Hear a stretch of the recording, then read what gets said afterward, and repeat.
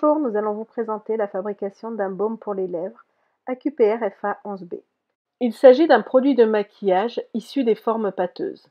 C'est un produit cosmétique de forme commerciale baume, avec une mode d'utilisation externe, notamment au niveau des muqueuses. Nous allons maintenant définir les formes pâteuses.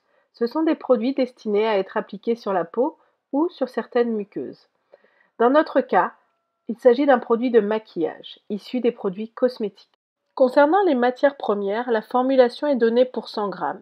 Il y a 3 produits solides, le blanc de baleine, l'acide stéarique et la vaseline. Et un produit liquide, l'eau distillée d'Amamélis, qui sera exprimé en nombre de gouttes. On considère les nombres de gouttes comme quantité négligeable, c'est-à-dire on fera les calculs pour déterminer le nombre de gouttes voulues pour la masse à fabriquer, mais la masse de gouttes n'entrera pas dans le total des masses à peser. La première opération unitaire sera la pesée. Il faudra alors équilibrer la balance en s'assurant que la bulle est bien au milieu du cercle, comme montré sur la photo. Il faudra aussi compléter une fiche de pesée par matière première. Ensuite, il sera nécessaire de tarer le contenant.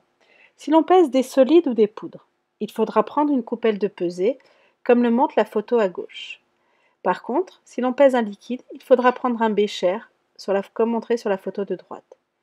Et ne pas oublier d'appuyer sur tare au niveau de la balance, comme le montrent les flèches. La masse affichée est alors de 0 g.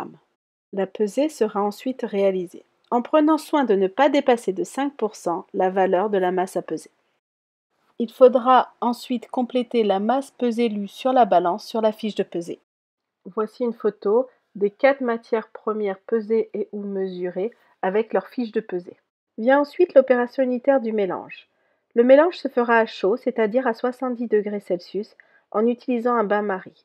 Le bain-marie sera rempli d'eau, puis nous introduirons le bécher avec les matières premières pour les faire fondre. Car les matières premières sont sous forme solide. Attention à ne pas mettre trop d'eau dans le bain-marie, afin de ne pas faire basculer le bécher dans l'eau.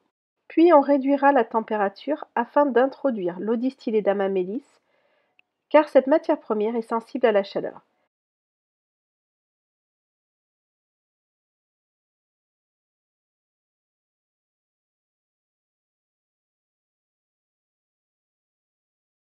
Le produit fini sera contrôlé afin de vérifier qu'il est conforme à certains critères de qualité, notamment la stabilité d'une émulsion. Le contrôle de la stabilité d'une émulsion se fait en 2 étapes.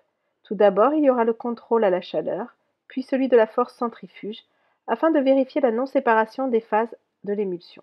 Le premier contrôle sera celui de la stabilité à la chaleur. Le baume à lèvres sera introduit dans un bécher et l'ensemble sera chauffé à 70 degrés. Après 30 minutes, s'il n'y a pas de séparation de phase, c'est-à-dire si le produit est toujours homogène, le produit est dit stable à la chaleur. Par contre, s'il y a séparation de phase, comme montré sur le schéma, avec une phase lipidique sur le dessus et une phase aqueuse sur le dessous, le produit est donc hétérogène, il est dit instable à la chaleur. Une fois le contrôle fini, il faudra compléter la fiche de contrôle du produit fini. Pour cela, il faudra compléter le type de contrôle, le numéro de la procédure utilisée, ainsi que la valeur obtenue lors du contrôle ici stable à la chaleur. Le baume à lèvres devant être stable à la chaleur, dans notre cas, on conclura que le produit est conforme. Le deuxième contrôle sera un contrôle de la stabilité à la centrifugation. Le produit sera introduit dans un tube à hémolyse qui sera centrifugé. Après centrifugation, s'il n'y a pas de séparation de phase, c'est-à-dire si le produit est toujours homogène, le produit est donc dit stable à la centrifugation. Si par contre il y a séparation de phase, comme montré sur le schéma avec une phase lipidique sur le dessus et une phase aqueuse en dessous, le produit est donc hétérogène, il est dit instable à la centrifugation. Une fois le contrôle fini, il faudra donc de nouveau compléter la fiche de contrôle du produit fini. Pour cela, il faudra compléter le type de contrôle, le numéro de la procédure utilisée, ainsi que la valeur obtenue lors du contrôle, ici stable à la centrifugation dans notre exemple. Le baume à lèvres devant être stable à la centrifugation sera donc jugé conforme. Vient ensuite l'opération unitaire du conditionnement. Le conditionnement se fera en introduisant 20 g de baume à lèvres par pot. On contrôlera la masse en conditionnant sur une balance.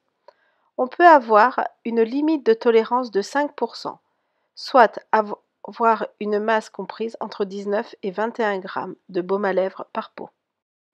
La dernière opération unitaire sera l'étiquetage. Sur l'étiquette, il doit être inscrit les informations suivantes: le nom du produit, le dosage du principe actif, la date de fabrication, le numéro de lot, la DLUO, c'est-à-dire la date limite d'utilisation optimale, dans notre cas de 3 mois à partir de la date de fabrication, ainsi que le nom des opérateurs. De cela, on pourra déterminer la date de destruction du dossier de l'eau qui sera calculée en ajoutant un jour, un mois et un an à la DLUO. Voici une photo du baume à lèvres conditionné et étiqueté. Bonne fabrication!